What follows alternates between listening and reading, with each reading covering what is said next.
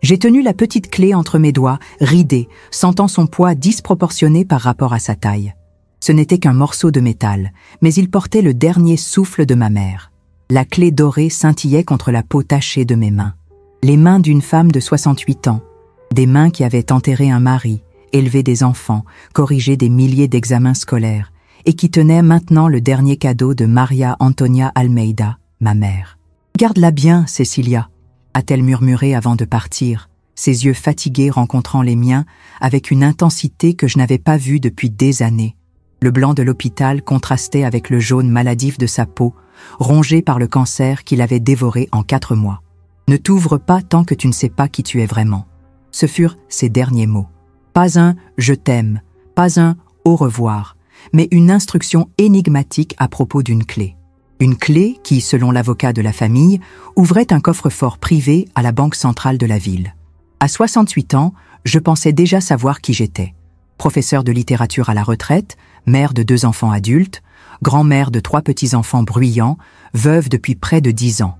Quel mystère pouvait-il y avoir autour de mon identité à ce stade de ma vie? Qu'est-ce que ma mère entendait par « savoir qui je suis vraiment » ?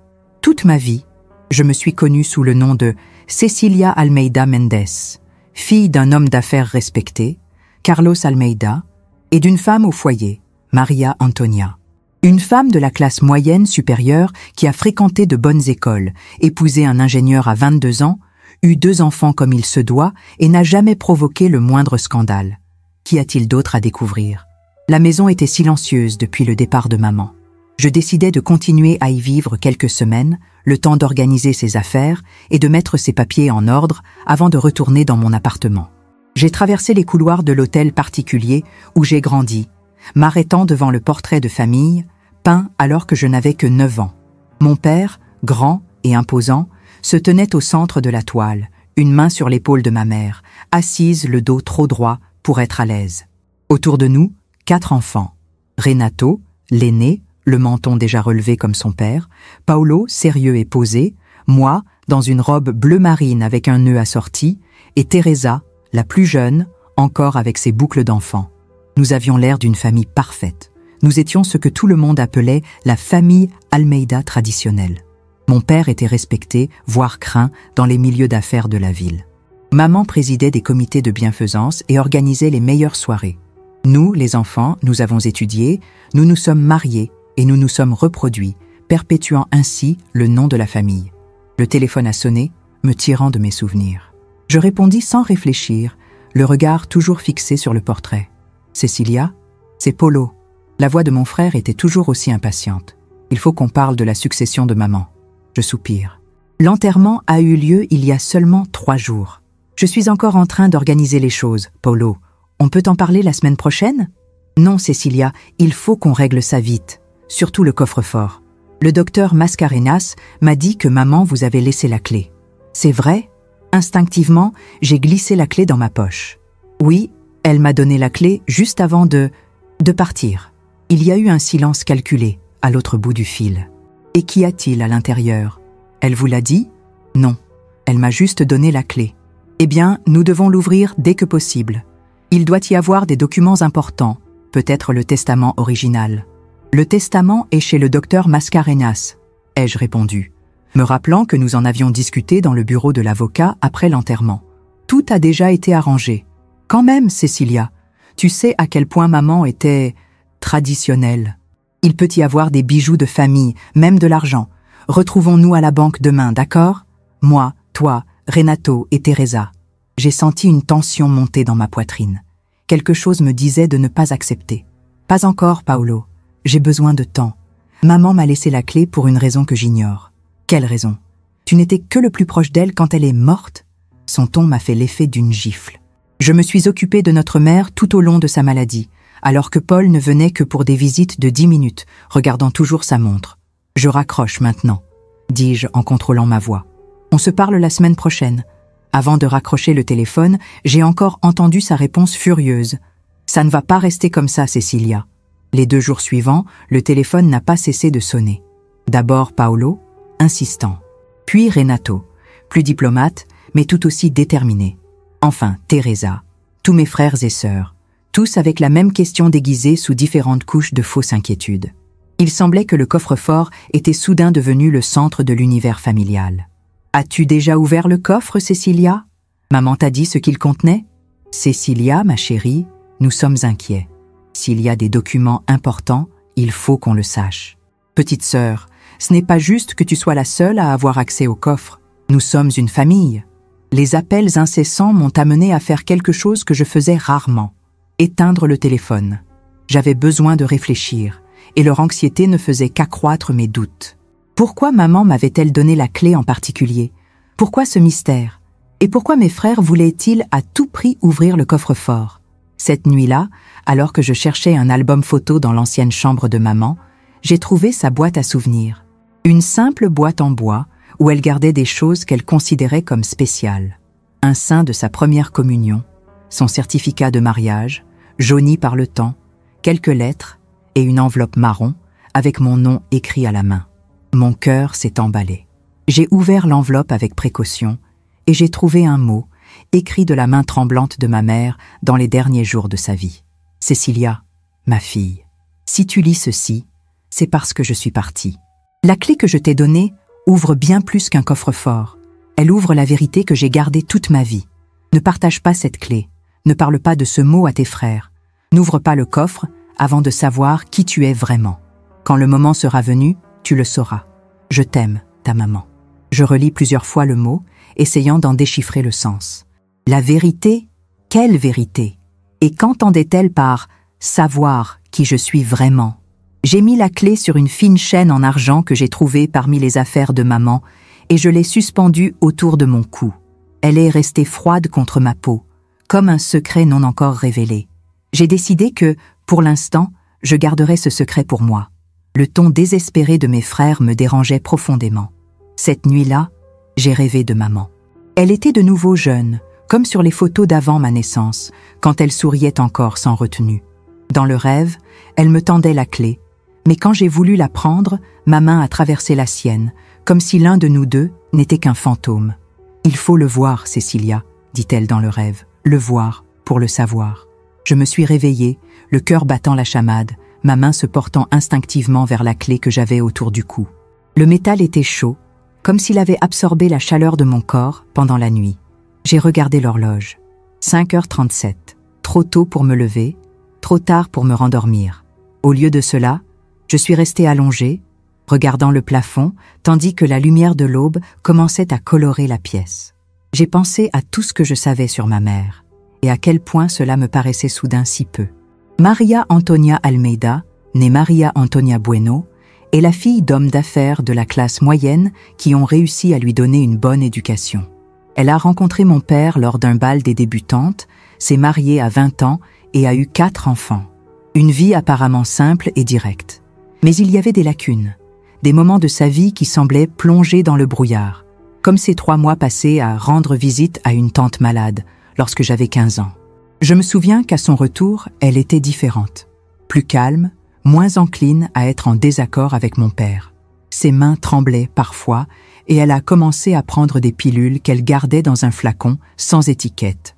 J'ai fermé les yeux, sentant le poids de la clé contre ma poitrine. « Quel secret as-tu gardé, maman ? Et pourquoi as-tu choisi de me les révéler maintenant, alors que tu n'es plus là pour les expliquer ?» Une semaine après l'enterrement, Teresa a proposé un déjeuner pour réunir la famille. J'ai accepté à contre-cœur, plus par politesse que par envie. Depuis les appels téléphoniques insistants, j'avais pris mes distances avec mes frères, prétextant mon chagrin. J'ai préparé la maison pour les recevoir, plus par habitude que par envie. J'étais toujours l'hôtesse, la conciliatrice, celle qui maintenait la famille unie malgré les différences. J'ai mis la vieille nappe en lin sur la table à manger, j'ai sorti du placard la porcelaine anglaise que maman aimait tant et j'ai préparé le rôti préféré de Renato. Il s'agissait de gestes automatiques et rituels qui me reliaient à un passé qui, je m'en rends compte aujourd'hui, n'était peut-être pas exactement comme je m'en souvenais. Teresa arriva la première, portant une tarte aux pommes achetée dans une boulangerie, mais qu'elle essaya de faire passer pour une tarte maison. Ma sœur cadette, la prunelle des yeux de mon père, a toujours été la plus déguisée d'entre nous. Belle et calculatrice, elle a épousé un homme politique influent et s'est construit une vie d'apparence. La maison est exactement comme maman l'a laissée, commente-t-elle en regardant autour d'elle avec un sourire qui n'atteint pas tout à fait ses yeux. Je n'ai pas encore décidé, ai-je répondu, sachant que la maison était l'une des raisons de leur anxiété. La maison Almeida, construite par mon grand-père, était l'une des propriétés les plus prisées du quartier historique. Paolo arriva ensuite, accompagné de sa seconde épouse, une femme de 20 ans, sa cadette, qui semblait s'ennuyer perpétuellement.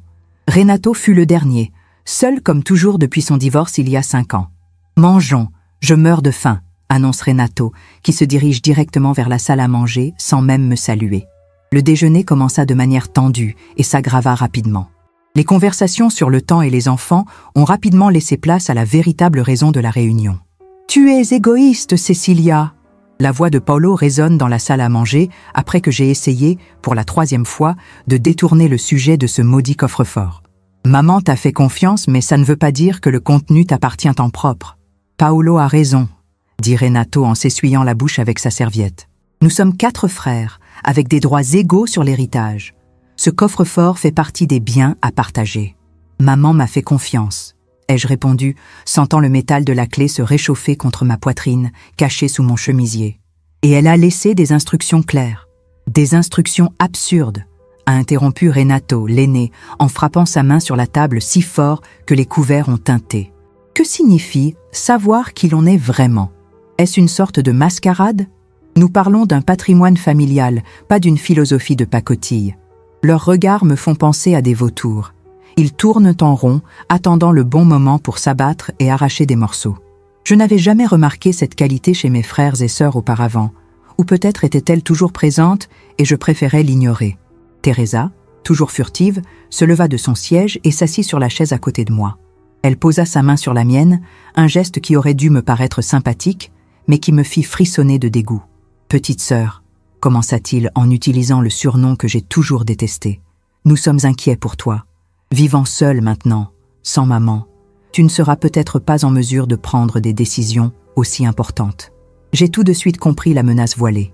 Il pourrait mettre en doute mes capacités mentales si je restais réticente. Il ne serait pas difficile pour Teresa, avec ses relations, ou Renato, avec son argent, de trouver un médecin qui certifierait que la pauvre Cecilia, ébranlée par la mort de sa mère, n'avait pas toute sa tête. Je retire ma main de sous la sienne avec plus de force que je n'en avais l'intention. Un silence gêné s'installe autour de la table. « J'ai besoin de temps », dis-je en me levant. « Je n'ouvrirai pas le coffre aujourd'hui ou demain. Quand je serai prêt, je promets de prendre en compte les intérêts de chacun. » « La considération ne suffit pas, » rétorque Paul. « Nous voulons être présents lorsque le coffre sera ouvert. Ce n'est pas négociable, Cecilia, » ajoute Renato, qui se lève à son tour. Soit nous l'ouvrons ensemble, soit nous devrons agir. J'ai senti un frisson me parcourir l'échine. C'était une menace explicite, venant de mon propre frère. Quel genre de mesure, Renato? Ai-je demandé, me surprenant moi-même par la fermeté de ma voix. Il a eu l'air déconcerté un instant, comme s'il ne s'attendait pas à une résistance. Des mesures juridiques, évidemment. Nous pouvons demander à la justice d'ouvrir le coffre-fort au motif que vous faites obstacle à l'inventaire. L'inventaire est déjà en cours et le docteur Mascarenhas n'a mentionné aucun obstacle, ai-je répondu. Le coffre-fort est une question distincte. Il n'est pas séparé s'il contient des biens familiaux, a presque crié Paolo, le visage rouge de colère. Tu as toujours été le préféré de maman, n'est-ce pas? Toujours le bon, celui qui restait en ville, celui qui venait tous les dimanches. Tu dois aimer ce pouvoir qu'elle t'a donné à la fin. Ces mots m'ont fait l'effet d'un coup de poing. Est-ce là ce que mon frère pensait de moi? Que je m'occupais de notre mère malade pour le pouvoir ou les privilèges? Je pense que tu ferais mieux de partir, ai-je dit, avec un calme que je ne ressentais pas. Ce n'est pas un déjeuner agréable pour tout le monde. Ça ne va pas rester comme ça, Cecilia, a prévenu Renato en ramassant sa veste. Vous avez jusqu'à la fin de la semaine pour revenir sur votre décision, ou nous passerons à l'action. Ils partirent presque en même temps, laissant des assiettes à moitié pleines et une tension palpable dans l'air. Teresa tenta une dernière fois d'ouvrir la porte, avec des larmes qui semblaient répéter. « Nous voulons seulement ce qu'il y a de mieux pour la famille, ceci. Réfléchis-y. » J'ai fermé la porte derrière eux et je me suis appuyée dessus, prenant une profonde inspiration. Ce n'était pas la famille que je connaissais, ou que je croyais connaître. Le contenu du coffre-fort suscitait une avidité, une anxiété qui dépassait l'ordinaire. Que s'attendait-il à y trouver? Et pourquoi était-il si déterminé à ne pas me laisser l'ouvrir seul? Je n'ai pas pu dormir cette nuit-là. La réunion désastreuse, les menaces voilées et explicites, la transformation de mes frères en des personnes que je reconnaissais à peine, tout cela tourbillonnait dans mon esprit. Leur insistance me dérangeait profondément. Cette histoire ne se résumait pas à une simple querelle d'héritage. Je me suis redressée dans le lit et j'ai allumé la lampe. La clé pendait à mon cou, rappel constant du mystère que ma mère m'avait confié. « Ne l'ouvre pas avant de savoir qui tu es vraiment », m'avait-elle dit. Comment pouvais-je le savoir? Peut-être devais-je me pencher sur le passé, pas seulement le mien, mais aussi le sien. J'ai décidé que le lendemain matin, je commencerais ma propre enquête. Je commençais par fouiller la chambre de ma mère. J'avais déjà rangé ses vêtements et ses affaires personnelles, mais je ne cherchais rien de particulier. Maintenant, avec un objectif en tête, j'ai commencé à examiner chaque tiroir, chaque boîte, chaque livre sur l'étagère. Sur une fausse base de sa commode, j'ai trouvé un petit journal intime, relié en cuir rouge usé. Les pages étaient jaunies et l'écriture de maman était différente de ce que je connaissais, plus vigoureuse, moins contrôlée. Il s'agissait de notes datant d'avant son mariage et des premières années avec mon père. Carlos m'a emmené rencontrer tes parents aujourd'hui. Sa mère est intimidante, son père parle à peine. Ils ont scruté ma posture, mes manières à table. J'ai l'impression d'avoir passé un test, mais je ne sais pas si je l'ai réussi. Nous nous sommes mariés aujourd'hui. La cérémonie était grandiose, comme l'exigeait sa famille. Mes parents semblaient petits et pas à leur place parmi tant d'invités importants. Carlos a dit que maintenant, je suis une Almeida et que je dois me comporter comme telle. Nous nous sommes disputés aujourd'hui parce que j'ai parlé de politique avec le jardinier. Carlos a dit que les épouses ne discutent pas de ces sujets, surtout avec les employés. J'ai l'impression d'avoir épousé non seulement un homme, mais aussi un règlement que je ne connais pas. J'ai lu page après page, voyant le mariage de mes parents sous un angle complètement nouveau. J'avais toujours cru qu'ils avaient été heureux, compatibles. Le journal montrait une autre réalité. Mon père contrôlant, ma mère progressivement étouffée. Les notes s'arrêtent brusquement en 1965, l'année de la naissance de Renato. Y avait-il d'autres journaux? Je devais continuer à chercher. Le lendemain matin, je me suis souvenu de Donna Lourdes, la vieille bonne de la famille qui a travaillé avec nous pendant près de 20 ans et qui a été brusquement licenciée lorsque j'avais environ 15 ans. À l'époque, mon père avait prétendu qu'elle volait de l'argenterie, ce que je n'ai jamais cru. Grâce à d'anciens contacts, j'ai obtenu son adresse actuelle. Elle vivait dans un quartier simple à la périphérie de la ville, dans une petite maison bien entretenue avec des géraniums à la fenêtre. J'ai sonné à la porte, nerveux comme un adolescent. Une dame aux cheveux blancs m'a répondu, ses yeux s'écarquillant lorsqu'elle m'a reconnu. « Madame Cécilia? Mon Dieu, ça fait si longtemps! Bonjour, Madame Lourdes. J'espère que je ne vous dérange pas. » Elle m'invite à entrer, visiblement émue. Le salon est simple, décoré de photos de famille et de petits souvenirs. Je m'installe sur le canapé à fleurs pendant qu'elle prépare le café dans la cuisine attenante. « J'ai appris le départ de Donna Maria Antonia, » dit-elle en revenant avec 2 tasses de café et des biscuits faits maison. Je suis vraiment désolée, c'était une femme bien. Merci, c'est d'elle que je suis venue parler en fait. Madame Lourdes acquiesce, comme si elle s'y attendait. J'imaginais qu'un jour, vous viendriez poser des questions. Tu es aussi curieuse que ta maman, tu l'as toujours été. Qu'est-il arrivé à ma mère, Madame Lourdes? Pourquoi êtes-vous partie si soudainement? Et où est-elle allée pendant ces 3 mois, alors qu'elle disait rendre visite à une tante? La vieille femme soupire profondément, ses mains ridées serrant la tasse avec force. « Ta mère a essayé de dénoncer ton père ?»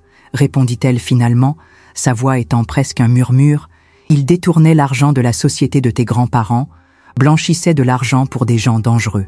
Il le faisait depuis des années, mais ta mère ne l'a découvert que lorsqu'elle a trouvé des documents cachés dans le bureau. Elle ne savait pas quoi faire, la pauvre. Elle m'a demandé conseil. Je sens un nœud se former dans mon estomac. Et vous avez conseillé... » J'ai dit qu'elle devait prévenir la police, que peu importe que ce soit son mari, un crime est un crime. Madame Lourdes secoue tristement la tête. C'est le pire conseil que j'ai jamais donné de ma vie. Que s'est-il passé? Son père a découvert qu'elle avait l'intention de le dénoncer. Je ne sais pas comment, il a peut-être entendu nos conversations. Quand elle a menacé d'aller à la police, il l'a hospitalisée de force. Diagnostic d'hystérie. À l'époque, il suffisait qu'un mari dise que sa femme était folle, vous savez. Et ton père avait des médecins à sa solde, des gens qui lui devaient des faveurs. Mes mains tremblent en tenant la tasse. L'histoire que racontait Madame Lourdes était si éloignée de l'image que je me faisais de ma famille qu'elle me paraissait impossible. Et pourtant, quelque chose en moi reconnaissait la vérité dans ses paroles. Combien de temps est-elle restée à l'hôpital? 3 mois. Quand elle est revenue, elle n'était plus la même.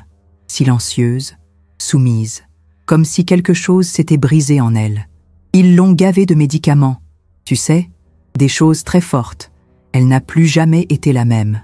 Madame Lourdes essuie une larme. 2 semaines après son retour, son père m'a licenciée. Il a dit que je volais, mais nous savions tous les deux la vérité. J'étais la seule à savoir ce qui s'était passé. Et mes frères, étaient-ils au courant? Madame Lourdes hésite. Renato savait. Il avait 20 ans à l'époque et travaillait déjà avec son père. C'est lui qui conduisait la voiture quand ils ont emmené ta mère à la clinique. Cette révélation m'a fait l'effet d'un coup de tonnerre.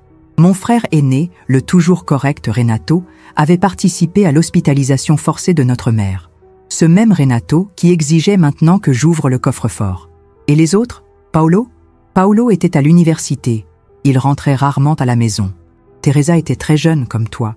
Je doute qu'ils aient eu connaissance de détails. Mais alors, les secrets de famille ont leur façon de s'ébruiter, n'est-ce pas? J'ai quitté la maison de Madame Lourdes avec l'impression que le monde s'était effondré sur moi. Les pièces commençaient à s'assembler. Le comportement de ma mère, toujours craintive, les regards de complicité entre mon père et Renato, la façon dont Teresa, la préférée de papa, traitait maman avec une sorte de pitié condescendante. Mais qui était ma mère? Et qui était mon père? Et surtout, qui étais-je, moi, leur fille? Le produit d'un mensonge, d'une façade familiale parfaite qui cachait des crimes et des abus. Sur le chemin du retour, la clé semblait peser 1 tonne contre ma poitrine. Je comprenais mieux ce que maman voulait dire. Pour ouvrir le coffre, je devais connaître la vérité sur ma famille, sur ma place dans cette histoire sordide. En rentrant chez moi, j'ai trouvé une enveloppe officielle sous la porte. Il s'agissait d'une convocation au tribunal, me demandant d'assister à une audience préliminaire sur des questions relatives à la succession de Maria Antonia Bueno Almeida. L'expéditeur? Le docteur Augusto Prado, l'avocat de Renato. Il ne bluffait pas. La guerre pour le contenu du coffre-fort a officiellement commencé. L'avis du tribunal a servi de catalyseur. S'il avait hésité auparavant, il était maintenant pressé. Je devais ouvrir le coffre avant que mes frères n'obtiennent une décision de justice m'obligeant à le faire en leur présence. 3 jours après ma visite à Madame Lourdes, je me suis réveillée déterminée. Je n'ai rien dit à personne, pas même à mes enfants qui m'ont appelé, inquiets, après avoir été approché par des oncles désireux, d'aider maman à traverser cette période difficile. Je me suis habillée avec soin, optant pour un costume bleu marine qui me donnait une allure autoritaire. J'ai attaché mes cheveux gris en un chignon serré, j'ai mis du rouge à lèvres discret et j'ai glissé ma clé autour de mon cou, cachée sous mon chemisier en soie. J'ai pris un taxi pour me rendre au centre-ville, où se trouve la banque. Je n'ai pas voulu utiliser ma propre voiture, craignant que l'un de mes frères ne surveille mes déplacements.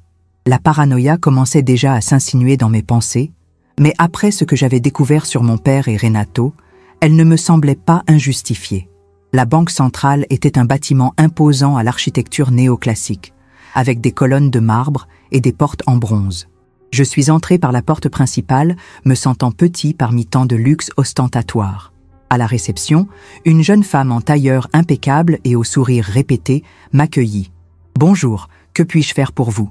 Je m'appelle Cecilia Almeida Mendes. J'ai un coffre-fort privé dans cette banque qui m'a été légué par ma mère, Maria Antonia Almeida. » La réceptionniste tape quelque chose sur son ordinateur, son expression changeant subtilement à mesure qu'elle lit ce qui apparaît à l'écran. « Ah, oui, Madame Mendes. Nous avons des instructions précises concernant ce coffre-fort. Pouvez-vous me suivre, s'il vous plaît ?» Elle me conduisit dans un couloir latéral, à l'écart du hall principal, où d'autres clients vaquaient à leurs occupations. Nous sommes montés au 2e étage par un ascenseur privé qui donnait directement sur une zone plus confidentielle. Un homme d'âge moyen, aux cheveux gris et aux lunettes à monture fine, nous attendait. « Madame Mendes, c'est un plaisir de vous rencontrer. Je suis Roberto Machado, responsable de la section des coffres-forts privés. Votre mère était une de mes clientes de longue date. » Je lui ai serré la main en remarquant la façon dont il m'a étudiée, comme s'il cherchait des similitudes avec ma mère. Le coffre-fort de Madame Almeida se trouve dans notre zone la plus sécurisée, explique-t-il en me conduisant dans un autre couloir. Elle a renouvelé le contrat chaque année depuis 30 ans, toujours en personne. Elle a laissé des instructions explicites selon lesquelles seule la personne possédant la clé correspondante pouvait y avoir accès. 30 ans ? Demandai-je avec surprise. Ma mère a gardé ce coffre-fort aussi longtemps ? Le directeur acquiesce. Depuis 1973, pour être exact. Bien avant l'installation de la plupart de nos coffres-forts actuels. L'année où maman a été internée de force. L'année où tout a changé, selon Madame Lourdes. Ce n'était pas une coïncidence. Nous sommes arrivés dans une pièce au mur, recouvert de panneaux métalliques et dépourvu de fenêtres. Une série de coffres-forts de différentes tailles occupait tout le mur du fond. Le directeur me conduit à l'un d'entre eux, de taille moyenne, situé à hauteur des yeux.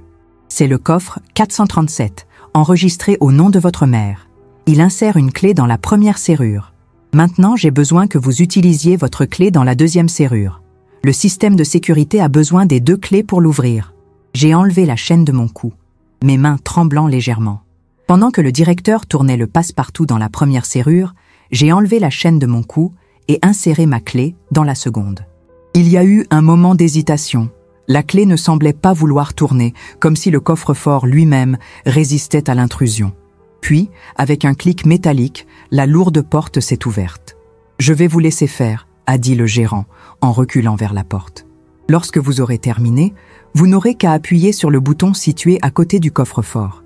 Je serai dans l'antichambre. » Je l'ai remercié d'un signe de tête et j'ai attendu que la porte se referme derrière lui.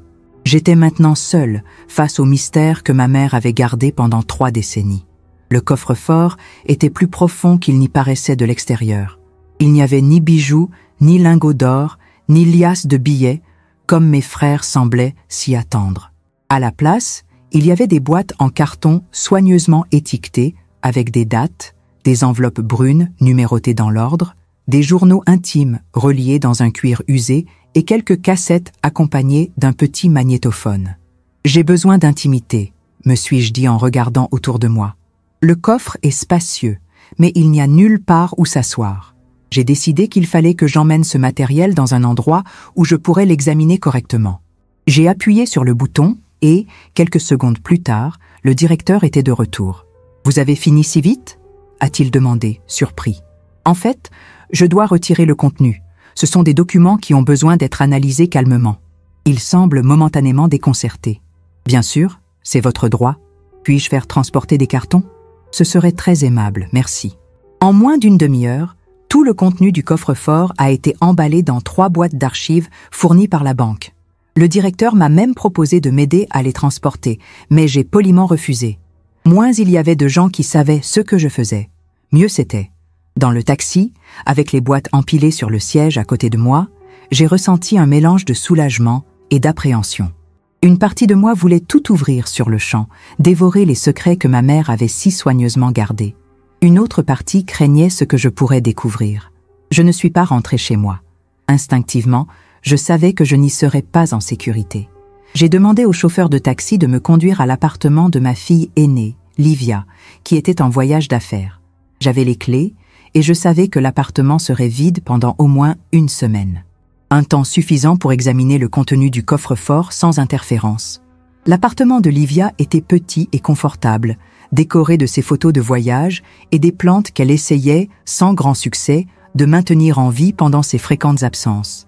J'ai posé les boîtes sur la table du salon et je les ai regardées pendant quelques minutes, comme si elles pouvaient contenir une bombe. « Eh bien, maman, » dis-je à voix haute, « voyons ce que tu as gardé pendant toutes ces années. » J'ai commencé par les journaux intimes. Il y en avait 6 en tout, couvrant différentes périodes de la vie de ma mère. Le premier, dont je connaissais déjà une partie, couvrait les années 1962 à 1965, depuis ses fiançailles avec mon père jusqu'à la naissance de Renato. La deuxième allait de 1965 à 1970, englobant la naissance de Paolo et la mienne. Le troisième, qui couvre la période de 1970 à 1973, s'est terminé brusquement en mars de cette année-là, peu avant l'épisode dont Madame Lourdes m'avait parlé. Le quatrième journal ne commence qu'en octobre 1973, après son retour de la clinique. L'écriture de maman, autrefois ferme et fluide, était maintenant tremblante, presque méconnaissable sur certaines pages. Dans les premières entrées après son retour, elle pouvait à peine former des phrases complètes. Toujours des vertiges. Médicaments. Carlos dit que je vais mieux. Je ne me sens pas mieux. Lourdes me regarde avec pitié.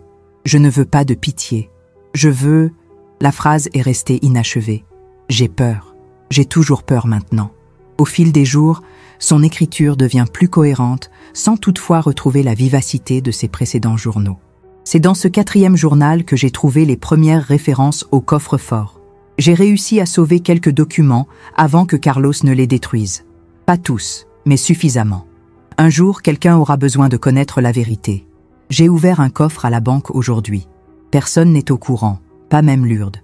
C'est le seul endroit qu'il ne peut pas atteindre. J'ai feuilleté page après page, voyant l'histoire de ma famille révélée sous un jour complètement nouveau. Maman a tout consigné. Les premières malversations qu'elle a remarquées, les conversations suspectes qu'elle a entendues, les noms des personnes impliquées dans les combines de mon père. Il y avait des reçus cachés, des photos, des documents copiés à la sauvette. Mon père, Carlos Almeida, homme d'affaires respecté, était en fait un criminel sophistiqué. Il avait commencé par détourner de l'argent de l'entreprise de ses parents, puis s'était mis à blanchir l'argent de politiciens corrompus et même de trafiquants de drogue. Sa réputation sans tache n'était qu'une façade soigneusement construite. Il m'a dit aujourd'hui qu'il ne faisait que jouer le jeu comme tout le monde. Il m'a dit que j'étais naïf, que c'était ainsi que fonctionnait le monde des affaires. Mais je sais faire la différence entre les affaires agressives et le crime. Ce qu'il fait est un crime. Dans les journaux les plus récents, ceux que j'ai écrits à l'âge adulte, ma mère a consigné non seulement les activités criminelles de mon père, mais aussi les abus psychologiques systématiques qu'il a subis. Il contrôle tout. L'argent que je peux dépenser, les gens à qui je peux parler, même les vêtements que je porte. Quand j'essaie de le questionner, il me rappelle la clinique. « Tu veux y retourner, Maria ? Je peux arranger ça à tout moment. » Et je sais qu'il le peut. Alors je me tais. Le dernier journal s'est terminé en 2018, peu avant que papa ne meure d'une crise cardiaque. La dernière entrée était d'une prophétie déconcertante. Carlos est parti. Je devrais me sentir soulagée. Mais tout ce que je ressens, c'est le vide. 45 ans de ma vie ont été consacrés à soutenir un monstre, à protéger mes enfants de la vérité. Et pourquoi faire ? Renato est devenu comme son père. Paolo vit dans le déni. Teresa aime le sol que son père a foulé. Seule Cecilia. Peut-être que Cecilia comprendra un jour. Elle a quelque chose que les autres n'ont pas. L'empathie. Et du courage, même si elle ne le sait pas encore. Je pose le journal, sentant les larmes couler sur mon visage. Penser à ma mère, vivre des décennies d'oppression silencieuse, garder méticuleusement les preuves, attendre le bon moment qui ne semblait jamais venir, c'était dévastateur. J'ai ensuite examiné les cassettes. Il y en avait 12 en tout, chacune soigneusement étiquetée avec la date et une brève description du contenu. Je mis la première dans le petit magnétophone qui se trouvait parmi mes affaires. La voix de mon père remplit le silence de l'appartement. 50 000 pour le juge Mendonça, comme convenu. Il a garanti que l'affaire n'aurait pas lieu. Une deuxième voix, que j'ai reconnue comme celle de l'ancienne compagne de mon père, a répondu « Et s'il n'obtempère pas ? J'ai assez de matériel pour ruiner sa carrière. » Mendonça le sait. Il abandonnera l'affaire, c'est sûr. En changeant de cassette, j'ai entendu des conversations compromettantes entre mon père et divers hommes politiques, juges et hommes d'affaires, dont beaucoup sont encore en activité. Sur la troisième cassette, je me suis figée en entendant une menace explicite. « Si tu oses le dire à quelqu'un, Maria Antonia, je t'enlèverai tes enfants. Le juge est mon ami.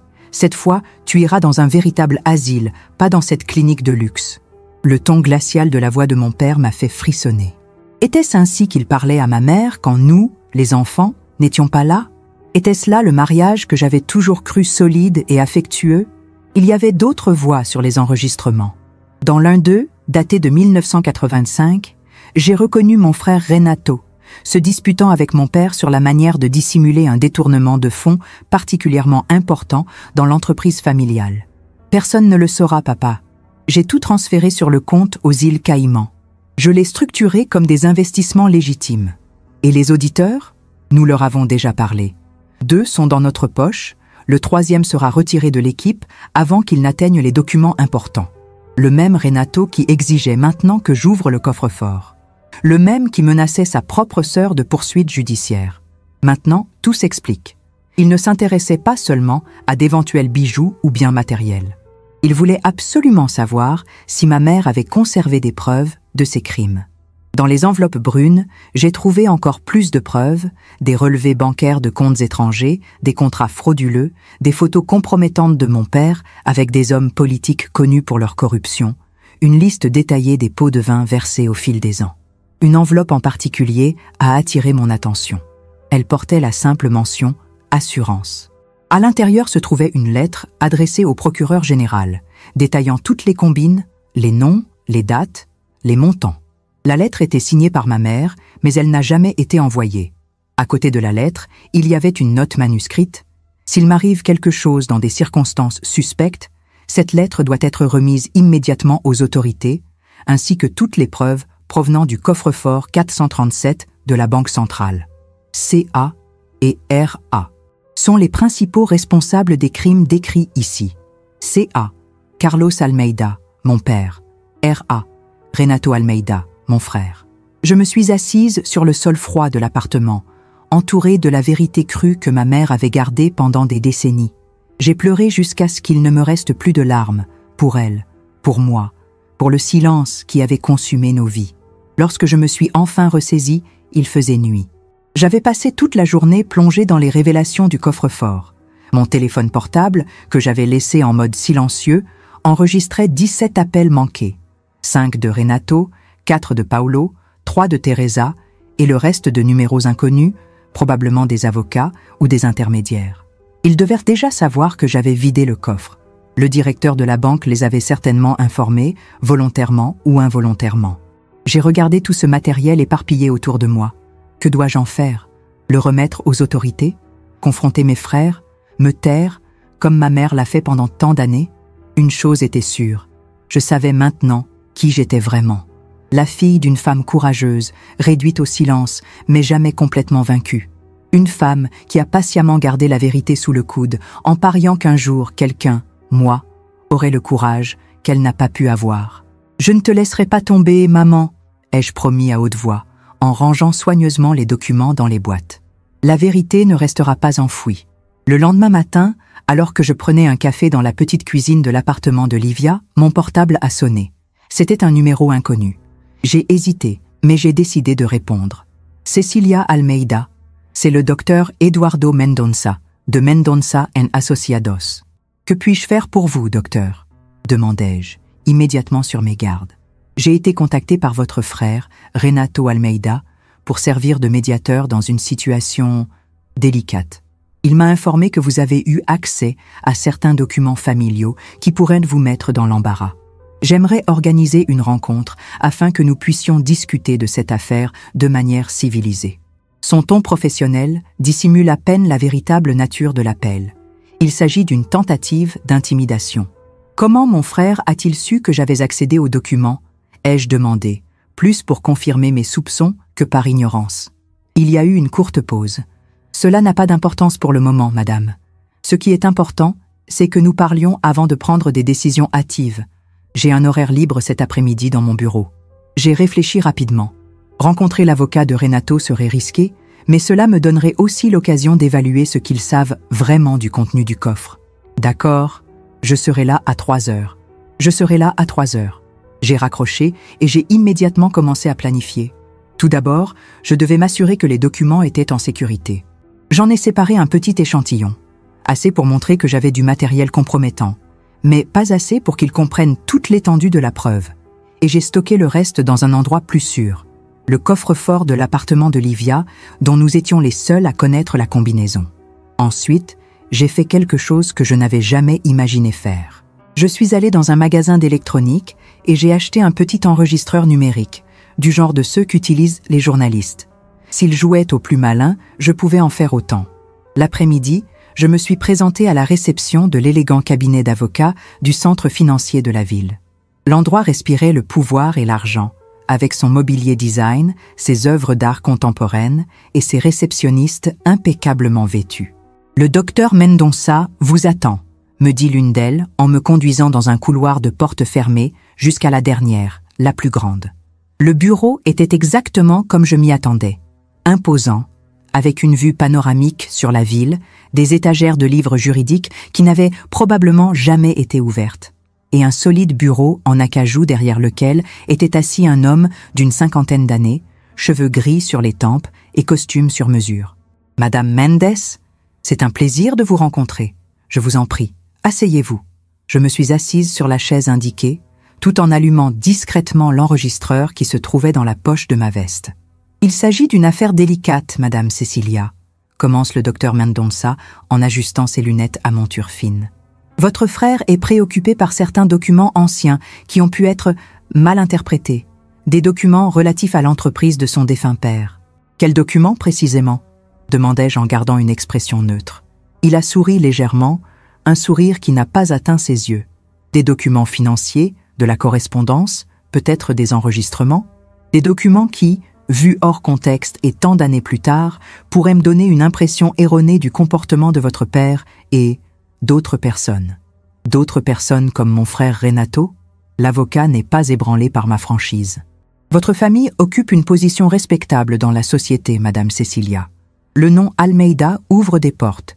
Il profite non seulement à vous, mais aussi à vos enfants, à vos neveux. Il serait imprudent de mettre en péril cet héritage. Quel héritage, docteur? L'héritage des crimes financiers, d'abus psychologiques à l'encontre de ma mère. Il renifle, visiblement mal à l'aise avec mon franc-parler. J'ai analysé certains des documents que votre frère pense être en votre possession. La plupart font référence à des pratiques commerciales d'une autre époque, lorsque certaines stratégies fiscales étaient plus courantes. Stratégie fiscale, répétai-je, sans cacher mon sarcasme. Certains délits sont prescrits, Madame Cecilia, a-t-il répondu, ignorant ma provocation. D'autres peuvent être difficiles à prouver après tout ce temps. Quant au traitement de votre mère, il fait une pause calculée. C'était une autre époque. La médecine psychiatrique a beaucoup évolué depuis. J'ai regardé par la fenêtre, observant la ville s'étendre à l'horizon. Quelque part là-bas, des gens ordinaires vivaient leur vie, inconscients des jeux de pouvoir et d'argent qui corrompaient tout autour d'eux. Toute ma vie, j'ai été la fille tranquille, la sœur compréhensive, celle qui ne causait pas d'ennui. Je suivais les règles, je croyais en la bonté intrinsèque de ma famille, je fermais les yeux sur les petites incohérences, les silences gênants, les regards échangés. Maintenant, je comprenais le prix de ce silence. Votre frère est prêt à être généreux, poursuit l'avocat, interprétant mon silence comme une ouverture à la négociation. Nous pouvons discuter d'un accord qui profite à tout le monde. Assurez-vous de recevoir votre juste part de l'héritage, peut-être même plus. Après tout, vous avez pris soin de votre mère dans ces dernières années. Vous méritez une compensation. Compensation, ai-je répété lentement. Vous m'offrez de l'argent pour enterrer les preuves de vos crimes. Il a ajusté sa cravate, mal à l'aise. Je propose une solution familiale privée à des problèmes qui n'ont pas besoin d'être rendus publics. Tout n'a pas besoin de devenir un scandale, Madame Cecilia. Il y a des choses qu'il vaut mieux régler discrètement, en famille. Et si je refuse cette solution privée? Le sourire de l'avocat disparaît complètement. Ce serait regrettable. Votre frère a des ressources, des relations. Vous êtes une enseignante à la retraite, une veuve, sans grands moyens. Une bataille juridique serait épuisante. Et il y a toujours la possibilité de contre-récit. Votre mère avait des problèmes psychiatriques avérés, après tout. Sa crédibilité pourrait être remise en question.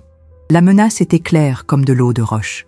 Si je rendais les preuves publiques, ils attaqueraient la mémoire de ma mère, la dépeignant comme une femme mentalement instable.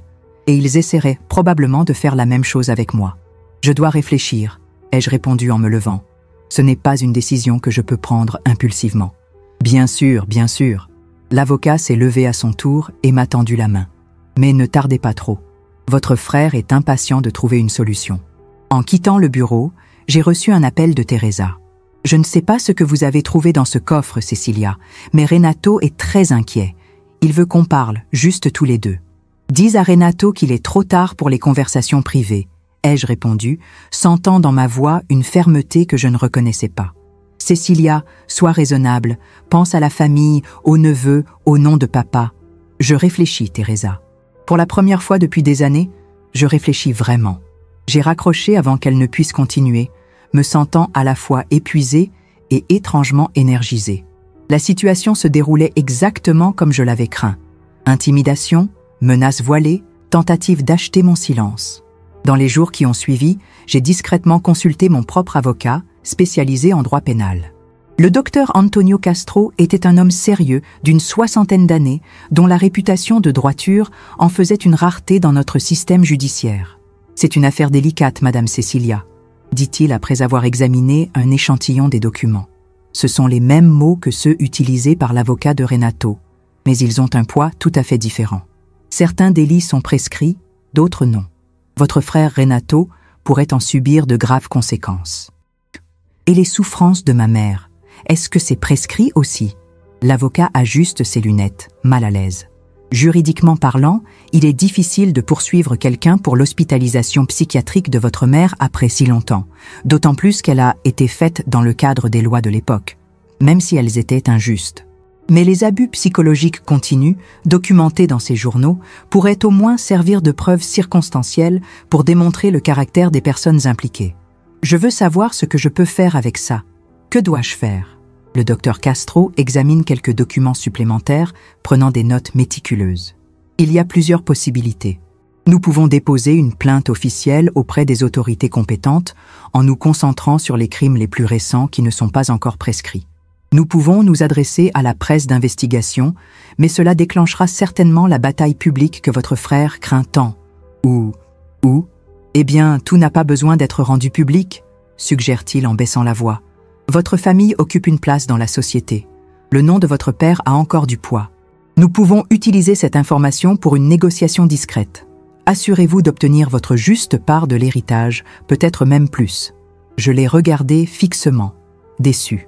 Même l'avocat que j'avais choisi pour son intégrité supposée m'avait suggéré la voie de l'accord silencieux, de la compensation financière en échange de la vérité. Ce n'est pas une question d'argent, docteur, ai-je répondu en ramassant mes papiers. C'est une question de justice. La justice est un concept noble, Madame Cecilia, mais pas toujours pratique. Réfléchissez bien avant de vous lancer dans une guerre que vous ne pourrez peut-être pas gagner.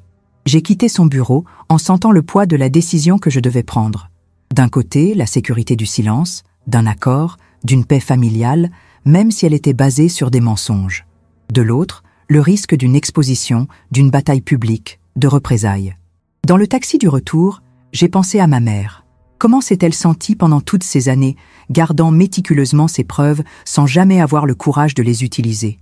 Qu'est-ce qui l'en empêchait? La peur pour le bien-être de ses enfants? La honte d'admettre que son mariage était une imposture? Ou simplement l'habitude du silence, cultivée au cours de décennies d'oppression? J'ai regardé par la fenêtre la ville qui s'étendait à l'horizon. Toute ma vie, j'avais été la fille tranquille, la sœur compréhensive, celle qui ne causait pas d'ennui. Maintenant, je comprenais le prix de ce silence. Ma mère est morte en silence, ai-je marmonné, déterminée. Je ne répéterai pas cela. En arrivant à l'appartement de Livia, j'ai trouvé un avis de convocation sous la porte. Comment avait-il su où j'étais? Probablement par mes propres enfants, approchés par des oncles inquiets. L'avis indiquait que Renato Almeida avait déposé une action conservatoire pour protéger des documents familiaux en possession indue. La guerre était déclarée, et je devais choisir mes armes avec soin.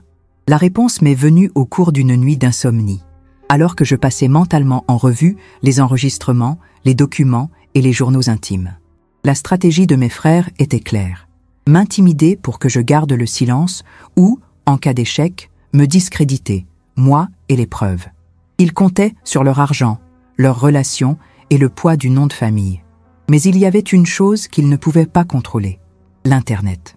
Une semaine après avoir rendu visite à l'avocat, j'ai rencontré secrètement Marta Nogueira, une journaliste d'investigation qui avait fait des reportages sur la corruption des entreprises. C'était une femme d'une 40aine d'années, aux cheveux courts et à l'expression déterminée. Nous nous sommes retrouvés dans un café discret de la périphérie de la ville, loin des cercles fréquentés par mes frères. « Donna Cecilia » a-t-elle commencé, après avoir entendu une version résumée de mon histoire. « Si la moitié de ce que vous dites est vrai, nous avons de la matière pour une série de reportages explosifs. »« J'ai des preuves pour tout, » ai-je répondu. « Mais je ne veux pas seulement quelques articles de journaux qui seront oubliés la semaine prochaine. Je veux que la vérité soit enregistrée de façon permanente, accessible à tous. » J'ai expliqué mon idée. Créer un site web dédié où tout le matériel pourrait être organisé, contextualisé et mis à la disposition du public. Les rapports ne serviraient que d'appât initial, renvoyant les gens vers le site pour l'histoire complète. C'est risqué, prévient le journaliste. Votre famille va certainement intenter des procès en diffamation, essayer de faire disparaître le site, attaquer votre crédibilité personnellement. Je suis prêt, ai-je dit, avec plus d'assurance que je n'en avais en réalité.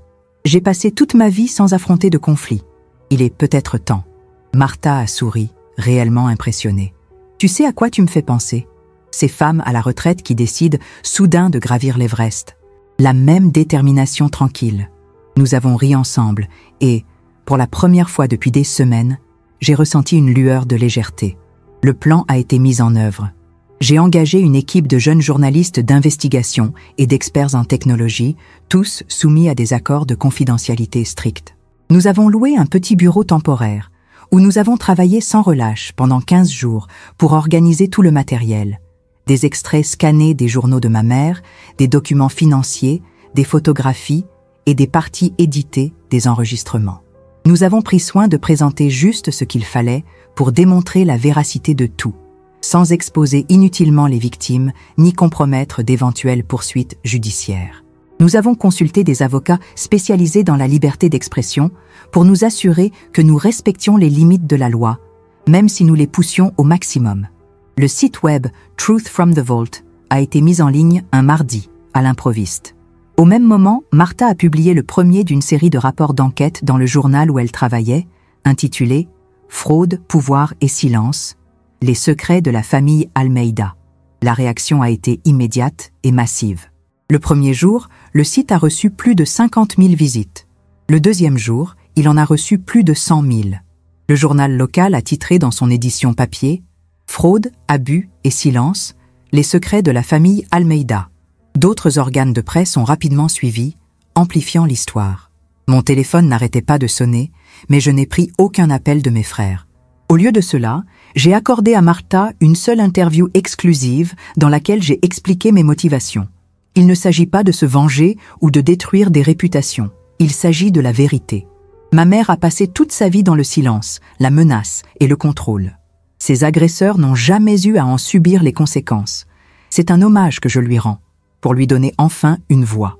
Comme prévu, la réaction de mes frères a été rapide et agressive. Par l'intermédiaire de leurs avocats, ils ont nié toutes les accusations, les qualifiant de fantasmes d'une femme bouleversée par la perte récente de sa mère. Ils ont intenté des actions en justice pour diffamation, calomnie et préjudice moral.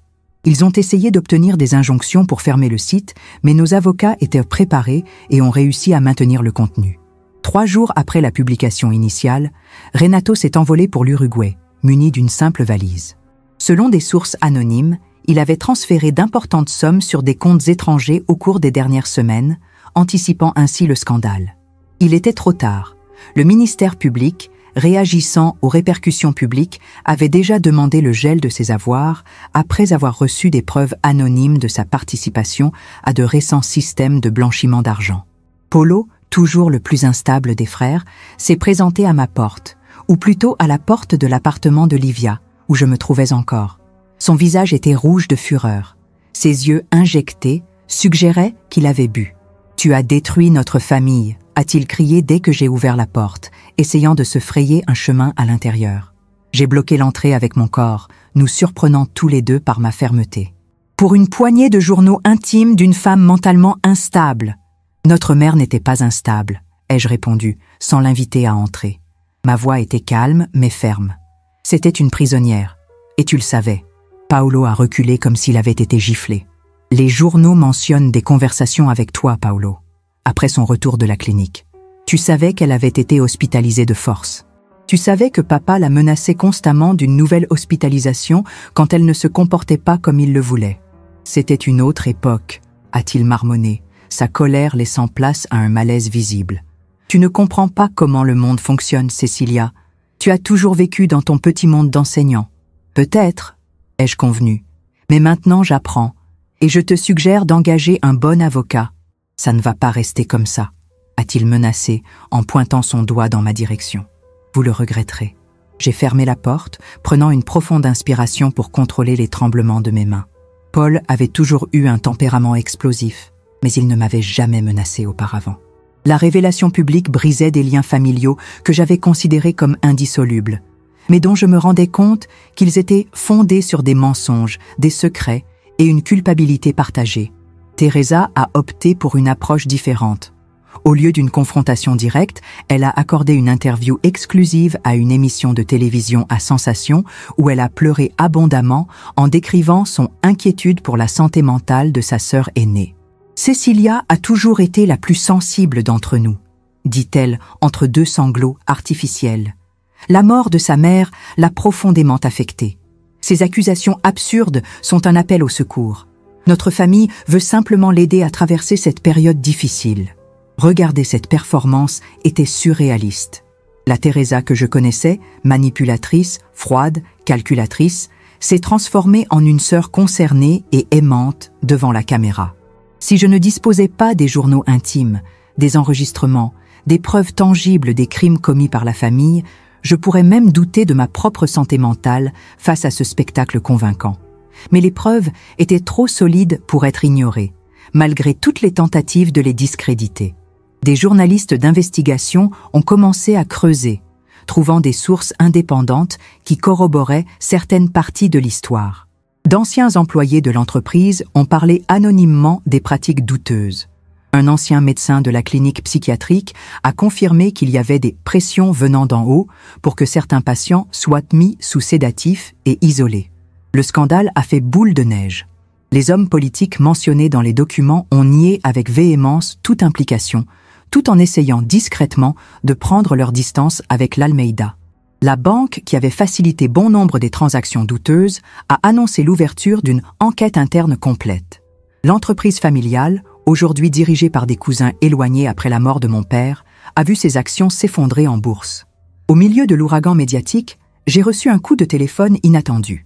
C'est Madame Lourdes, l'ancienne femme de ménage qui m'a appris l'hospitalisation de ma mère, qui m'appelle « Madame Cecilia, j'ai tout vu à la télévision », me dit-elle, la voix tremblante d'émotion. « Ta maman aurait été très fière.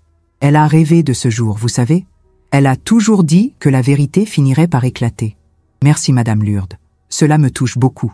Il y a autre chose, poursuit-elle hésitante. J'ai gardé quelque chose qui pourrait m'aider. Une lettre que ta mère m'a donnée pour que je la garde au cas où il lui arriverait quelque chose. Je n'ai jamais eu besoin de l'utiliser, Dieu merci, mais maintenant je pense qu'elle devrait rester avec toi. Le lendemain, j'ai rendu visite à Madame Lourdes. La lettre était dans une enveloppe usée, scellée à la cire, avec au dos l'écriture incomparable de ma mère.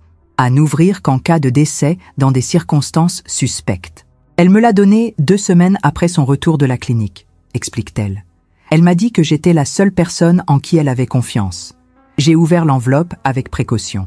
Elle contenait un compte-rendu détaillé de la façon dont mon père avait planifié son hospitalisation, y compris les noms des médecins et des infirmières impliquées, les dates, les médicaments administrés contre sa volonté. Il y avait aussi un petit reçu, apparemment insignifiant, pour un don substantiel à la clinique, signé par mon père la veille de l'hospitalisation de ma mère. C'était la pièce manquante, la preuve directe de la préméditation. Le jour même, j'ai ajouté le document au site web, accompagné d'un éditorial expliquant son origine et sa signification. La réaction a été immédiate. Le ministère public a annoncé qu'il rouvrait l'enquête sur la mort de mon père.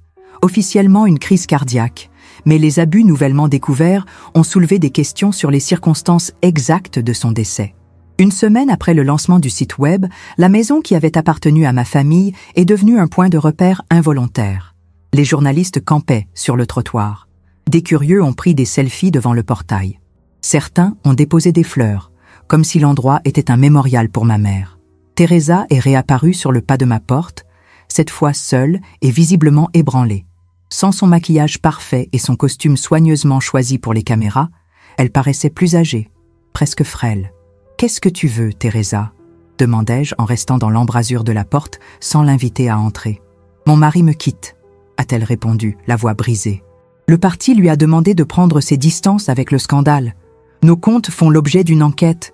Les mamans de l'école ne laissent plus leurs enfants jouer avec les miens. Tu as détruit ma vie, Cecilia. Pendant un instant, j'ai ressenti un sentiment de culpabilité. Teresa était ma sœur après tout. Nous avons grandi ensemble, nous avons partagé des souvenirs, bons et mauvais. Puis je me suis souvenu des journaux de maman, de la façon dont Teresa, la préférée de papa, jouait souvent le rôle d'espionne, lui rapportant les conversations et le comportement de notre mère. « Je n'ai pas détruit ta vie, Teresa. C'est la vérité qui l'a fait. »« Quelle vérité ?» s'écrie-t-elle presque, des larmes coulant sur son visage. La vérité d'une femme mentalement dérangée? La vérité de journaux intimes qui auraient pu être écrits à n'importe quel moment? Avez-vous seulement envisagé que maman puisse délirer? Les documents bancaires sont-ils aussi délirants, Teresa? Les enregistrements sont-ils des hallucinations? Les témoignages des anciens employés sont-ils des inventions? Elle n'avait pas de réponse à ces questions. Au lieu de cela, elle a changé de tactique. Qu'est-ce que tu veux, Cecilia? De l'argent, de la reconnaissance, la vengeance. Qu'est-ce qui te fera arrêter? Je ne veux rien de toi, Teresa. Je voulais juste que la vérité soit connue, pour que maman ait enfin une voix. Maman est morte, s'écrie-t-elle en perdant tout son sang-froid. Morte, cela ne la ramènera pas. Non, cela ne la ramènera pas, ai-je convenu, sentant un calme étrange m'envahir. Mais peut-être que cela aidera d'autres femmes encore en vie, réduites au silence par des hommes comme notre père, ou par des femmes comme toi qui les aident. Teresa a reculé comme si elle avait été giflée. Pendant un instant, j'ai vu quelque chose dans ses yeux, une lueur de compréhension, peut-être même de honte.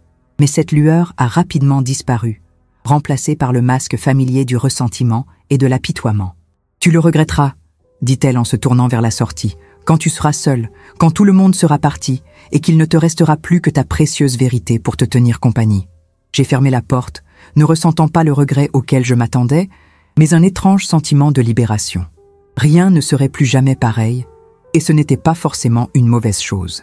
6 mois après la révélation du contenu du coffre, l'affaire Almeida est passée du statut de fait divers à celui d'affaire judiciaire. Le ministère public mène des enquêtes méthodiques sur les délits financiers, tandis que les avocats débattent des aspects juridiques et éthiques de l'affaire sur les plateaux de télévision. Renato est toujours en fuite et son nom figure sur la liste des personnes recherchées par Interpol. Polo a bénéficié d'une immunité partielle en échange de sa coopération et vit discrètement dans une autre ville. Teresa et son mari ont divorcé, ce dernier affirmant qu'elle avait dissimulé des informations cruciales sur sa famille pendant toute la durée de leur mariage. En ce qui concerne le manoir familial, une dispute juridique compliquée s'ensuivit. Techniquement, la maison m'appartenait. Mon père l'avait mise à mon nom il y a des années, dans un rare moment de prévoyance fiscale, ou peut-être pour éviter qu'elle ne soit confisquée en cas de problème juridique. Une ironie qui jouait maintenant en ma faveur. Plusieurs parents éloignés ont tenté de revendiquer des droits sur la propriété, affirmant que le transfert avait été effectué de mauvaise foi. Mais les tribunaux ont maintenu mon droit de propriété, surtout après qu'il a été révélé que le manoir avait été acquis avec de l'argent d'origine douteuse, et que j'étais le seul héritier à n'avoir eu aucune connaissance ou participation dans les combines. Pendant que la bataille juridique faisait rage, la maison est restée vide, devenant une sorte de mémorial officieux. Les gens déposèrent des fleurs à l'entrée, des notes de soutien, parfois même des bougies, comme si l'endroit était un sanctuaire pour les victimes d'abus. La presse a appelé ce phénomène le pèlerinage d'Almeida, avec un mélange de fascination et de dérision.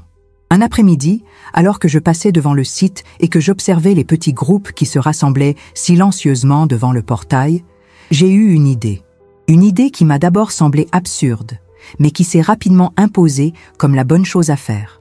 Le lendemain matin, j'ai rencontré mon avocate, le docteur Camila Ferreira, une femme énergique d'âge moyen qui avait repris mon dossier après l'éclatement du scandale. « Je veux transformer le manoir en centre culturel », ai-je annoncé sans préambule. Elle me regarde par-dessus ses lunettes de lecture. « Un centre culturel ? Oui, pour les femmes réduites au silence. Un espace où elles peuvent partager leurs histoires, recevoir un soutien juridique et psychologique. Un espace où elles peuvent trouver leur voix, comme ma mère n'a jamais pu le faire. » Le docteur Camila se penche en avant, intrigué. « C'est une idée fascinante, Madame Cecilia. D'un point de vue juridique, vous pouvez certainement faire ce que vous voulez avec la propriété. Mais il y a des aspects pratiques à prendre en compte. La rénovation, le personnel, le financement. Je vendrai certaines des propriétés que j'ai héritées de mon père, ai-je répondu, ayant déjà réfléchi à la question. De petites propriétés qui ne sont pas aussi emblématiques que le manoir. Et je chercherai des partenariats avec des ONG qui travaille déjà sur les droits des femmes. Au cours des 3 mois suivants, je me suis entièrement consacrée au projet. Le manoir a fait l'objet d'une rénovation complète, préservant sa structure extérieure historique, mais transformant complètement l'intérieur. Le bureau où mon père menait ses affaires louches est devenu une salle de réunion pour les groupes de soutien. La pièce où ma mère passait des heures à s'isoler a été transformée en bibliothèque spécialisée dans la littérature féministe et de dépassement. J'ai engagé une équipe restreinte mais dévouée. Une assistante sociale, une psychologue, une avocate spécialisée dans la violence domestique. Toutes des femmes, toutes avec des histoires personnelles de dépassement. La maison familiale, un manoir colonial situé dans le plus vieux quartier de la ville, était prête pour sa nouvelle phase. La semaine de l'inauguration, j'ai fait installer un panneau à l'entrée. Casa Maria Antonia, centre culturel pour les femmes silencieuses. Le nom de ma mère, qui pendant si longtemps s'était contentée d'être la femme du docteur Almeida, apparaissait désormais en lettres d'or. Le jour de l'inauguration officielle, une nuée de journalistes campe à l'extérieur. L'affaire Almeida ne fait plus la une des journaux, mais la transformation de la tristement célèbre demeure en centre culturel est un tournant inattendu de l'histoire que personne ne veut manquer. « Pourquoi ce nom ?» a demandé un journaliste lorsque j'ai coupé le ruban inaugural. « Pourquoi pas Casa Cecilia, puisque c'est vous qui avez tout révélé ?» Parce qu'il ne s'agit pas de moi, ai-je répondu, mais des femmes qui n'ont jamais eu la chance de raconter leur histoire, comme ma mère. L'inauguration a attiré un public hétéroclite. Il y avait les autorités, bien sûr, les politiciens qui voulaient associer leur image à une noble cause et se distancer du scandale d'Almeida. Il y avait les activistes, sincèrement intéressés par le potentiel de l'espace. Et il y avait les curieux, qui venaient juste pour jeter un coup d'œil à l'intérieur du manoir où tant de crimes ont été planifiés. J'ai transformé les immenses salles en galeries d'exposition, en salles d'ateliers d'écriture et en auditorium pour les conférences. La première exposition, intitulée « Les voix du silence », présentait des extraits choisis des journaux intimes de ma mère, accompagnés de photographies et de courtes biographies d'autres femmes ayant vécu des situations similaires.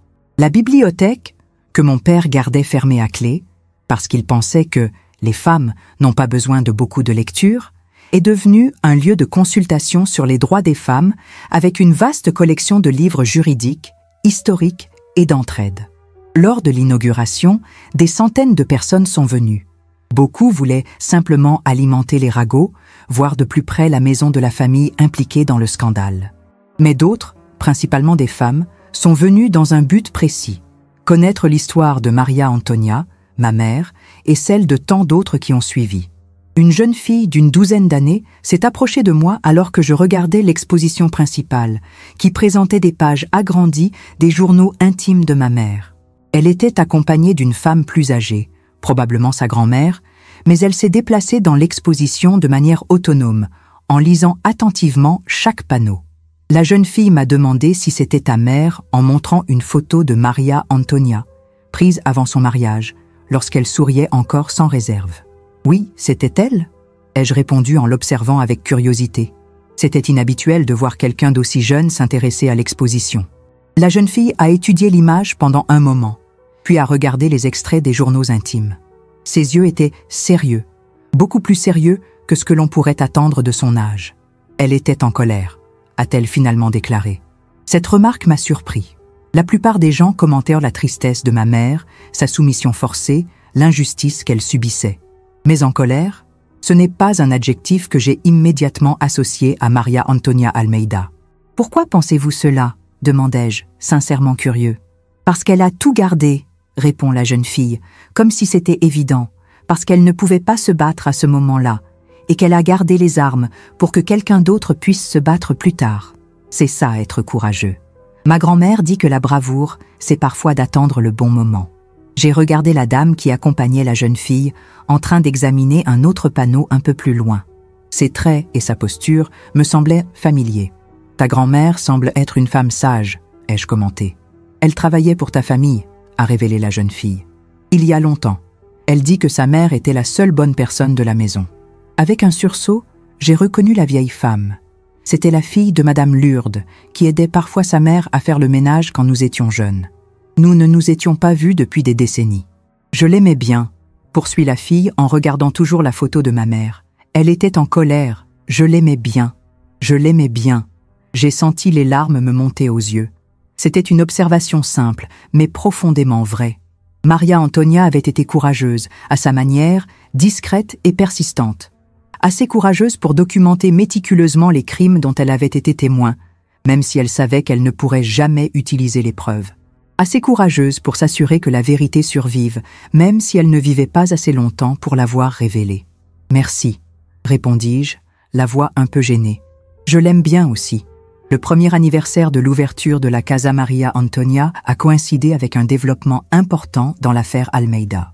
Le ministère public a rouvert plusieurs enquêtes closes à la suite des preuves que j'ai fournies, mettant au jour un système de corruption, de pots de vin et de manipulation judiciaire qui s'étendait sur plusieurs décennies. « Votre témoignage sera crucial », m'a dit la procureure Deborah Menezes, une femme d'une 50aine d'années connue pour sa férocité dans la poursuite de la criminalité en col blanc.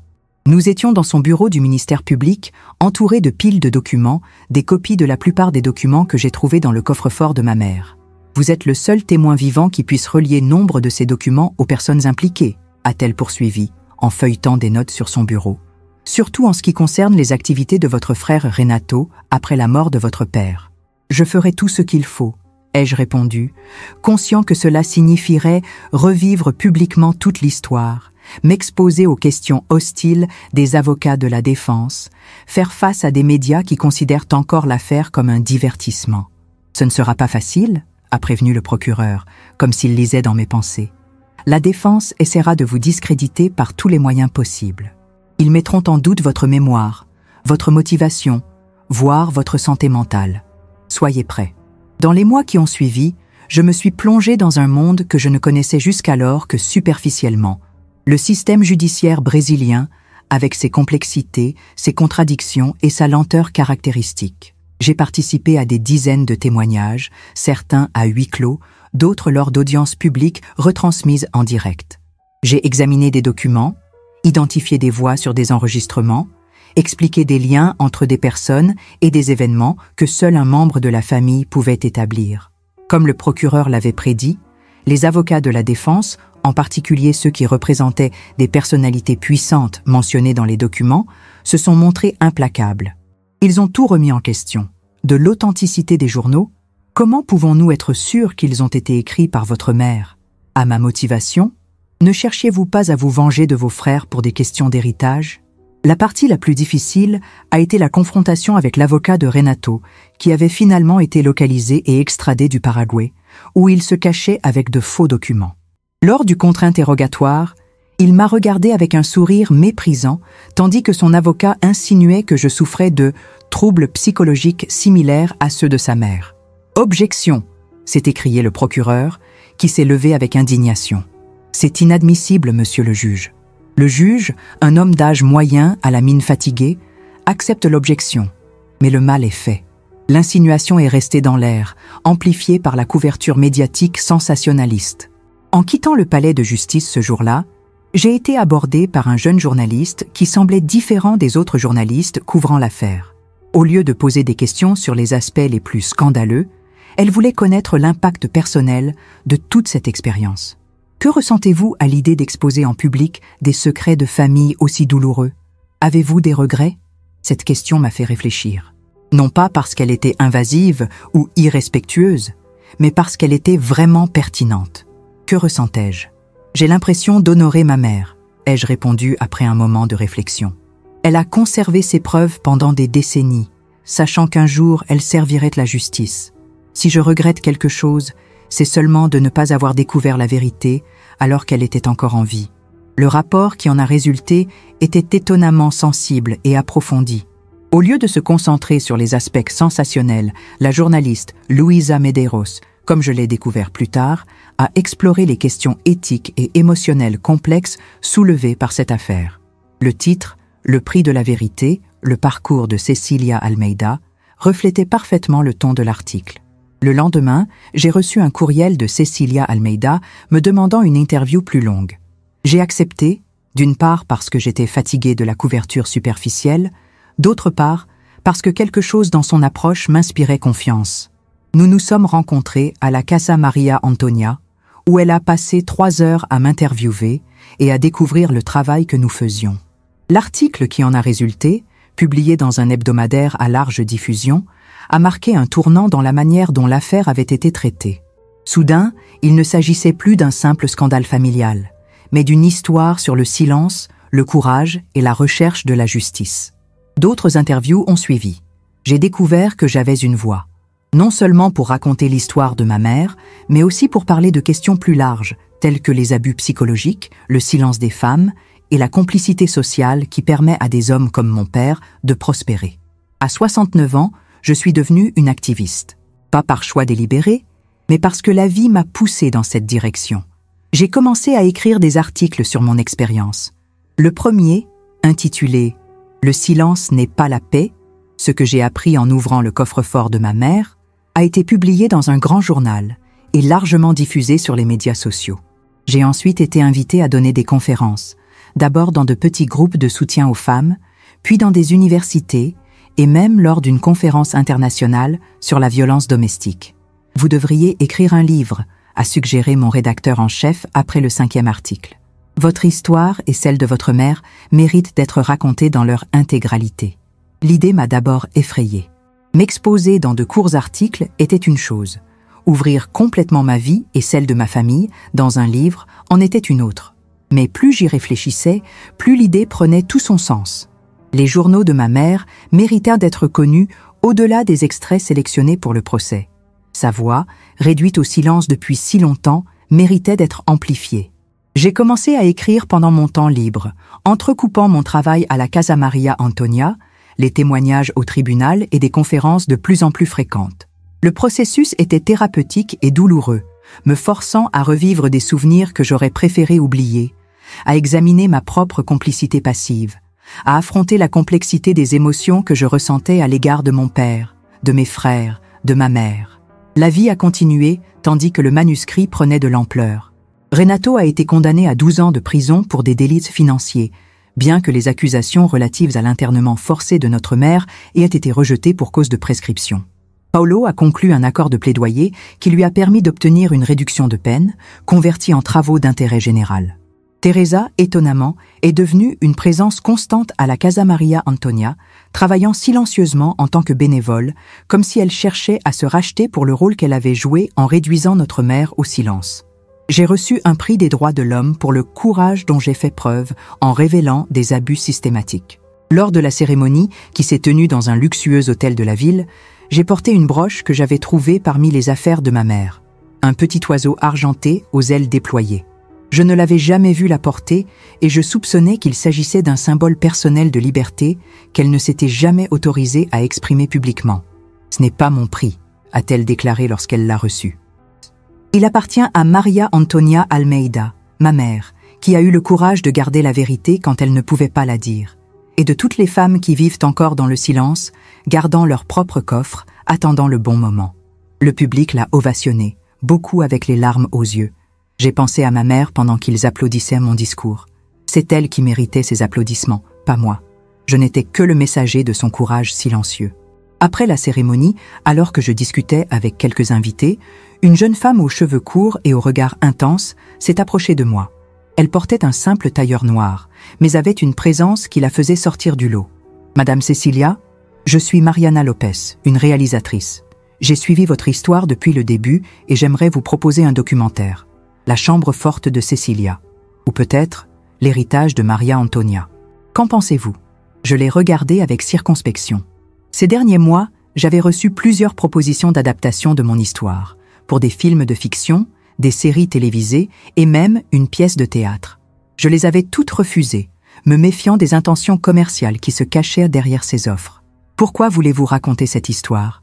ai-je demandé, en allant droit au but. « Parce qu'elle n'a pas fini », a-t-il répondu simplement. « Parce qu'il y a d'autres femmes qui gardent leur propre coffre en attendant le bon moment. » J'ai souri. Dans ce cas, parlons-en. 1 an après l'ouverture du centre culturel, nous avons organisé une exposition spéciale pour clôturer le premier cycle d'activités.